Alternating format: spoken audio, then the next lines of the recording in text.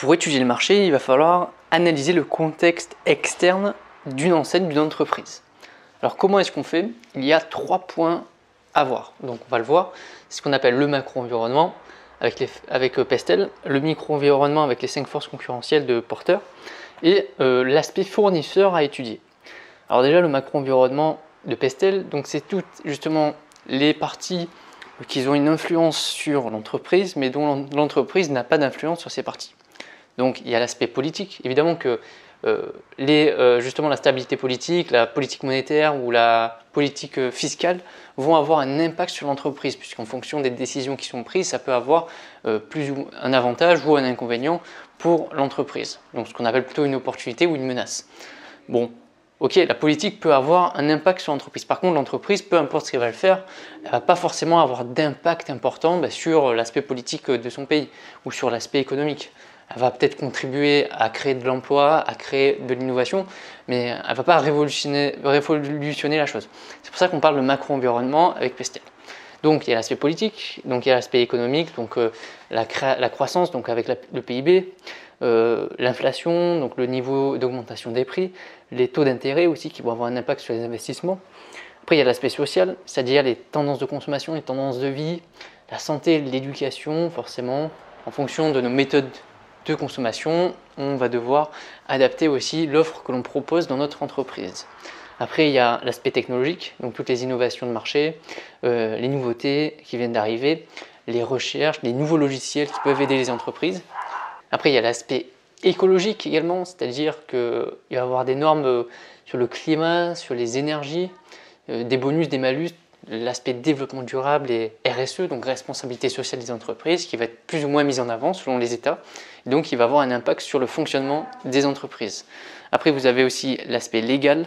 Donc, toutes les lois qui passent aussi peuvent avoir un aspect positif ou négatif pour l'entreprise. Bien sûr, si vous avez une nouvelle loi économique qui va restreindre une activité, ça peut être une menace pour vous.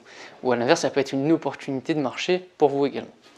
Après, il y a l'aspect micro-économique, donc le micro-environnement.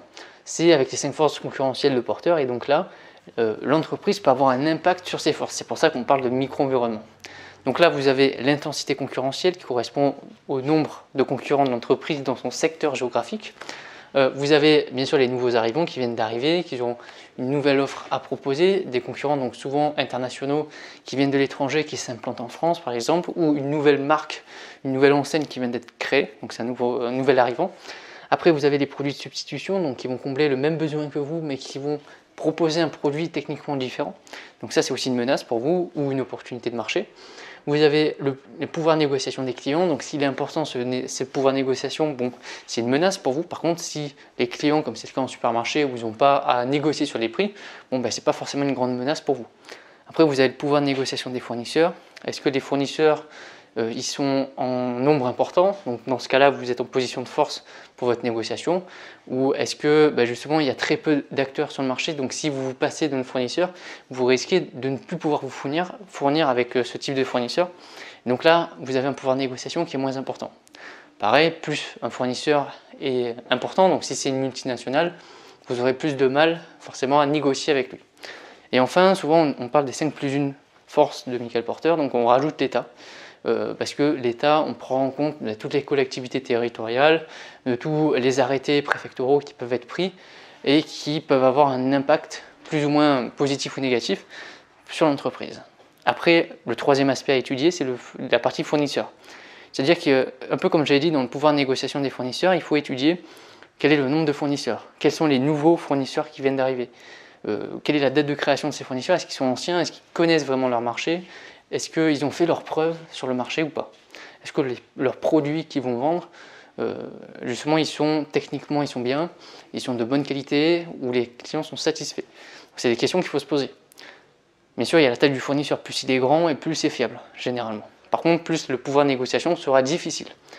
Et enfin, il faut s'interroger sur toutes les nouveautés qu'il va proposer, ce qu'il va mettre sur le marché, pour pouvoir le proposer aussi à ses clients. Être au courant de toute la partie recherche et développement, pour s'apprêter à avoir une opportunité de marché qui va arriver.